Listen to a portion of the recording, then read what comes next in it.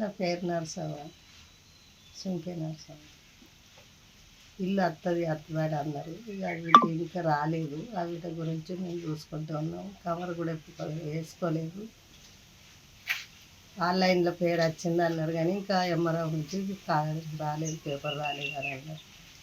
ఇక వీటి గురించి చూస్తాం. మొత్తం కూలింది, మీరు సాయం చేయాలి.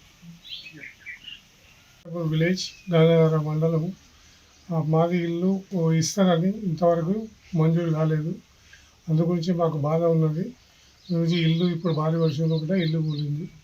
అందుగురించి మాకు ఆర్థిక సాయం చేయాలని కోరుతున్నాం. అధికారులు ఏమన్నారు? అధికారులు ఎవరు, మాజీ ఎమ్మెల్యే వచ్చిండు, మన ఇది ప్రెజెంట్ ఎమ్మెల్యే రాలేదు. ప్రెజెంట్ ఎమ్మెల్యే వస్తాడు రాడు తెలియదు. నువ్వు వచ్చినటువంటి ఏదైనా ఆర్థిక సాయం చేస్తాము అనేది. అధికారులు ఏమంటారు మరి? అధికారులు వచ్చారు, అధికారులు వచ్చి పోయింది. వచ్చి ఆర్ఐ వచ్చిండు, ఆర్ఐ వచ్చి నిన్న తీసుకొని పోయింది. ఫోటో తీసుకొని పోయిండు. మాతో మాట్లాడి సహాయం చేస్తానని చెప్పిపోయింది. ముంపు గ్రామంగా ప్రకటించాలని చెప్పి మా ఊరంతా ముక్త కంఠంతో చెప్తుంది. అది ఎమ్మెల్యే గారి దృష్టిలో ఉంది, కలెక్టర్ గారి దృష్టిలో ఉంది, ఎంఆర్ఓ గారి దృష్టిలో ఉంది, ఆర్డీఓ మేడం, ప్రతి ఒక్కరి దృష్టిలో ఉంది.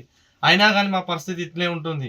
మా బతుకులు ఎప్పుడు మారుతాయో, మేము ఎప్పుడు సమాజంలో మేము బతుకుతామా ఉంటామా అనేది కూడా కనిపిస్తలేదు. దీనికి ఉదాహరణ ఈ నారాయణపూర్ గ్రామం. ఇది ఒకటి చూస్తే మీకు అర్థమవుతుంది.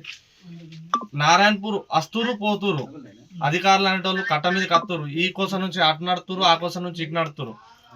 కనీసం కిందికి దిగి చూసి ఎంతవరకు నష్టం ఏంటిది, మొత్తం ఎట్లా పోతుంది, ఏంటిది, నీళ్ళేంది ఇప్పుడు వచ్చి చూస్తే అర్థమవుతుంది మేడం.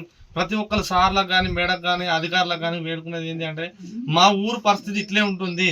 ఎన్ని తరాలు దశాబ్దాలు అవుతుంది మా పోరాటం, అయినా కానీ ఎవరికి కనుకరించలేదు.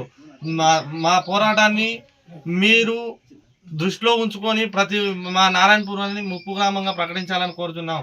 ప్రతి ఒక్కరు ముక్త కంఠంతో మా పరిస్థితులు ఇట్లే, ఇదే ఇంట్లో పడి చనిపోమంటారా? చచ్చిపోతే మా బతుకుల మీద మీరు రాజకీయాలు చేయడానికి వస్తారు, కానీ కనీసం పలకరించడానికి ఏ అధికారులు కానీ ఎవరు కానీ పట్టించుకుంటలేరు.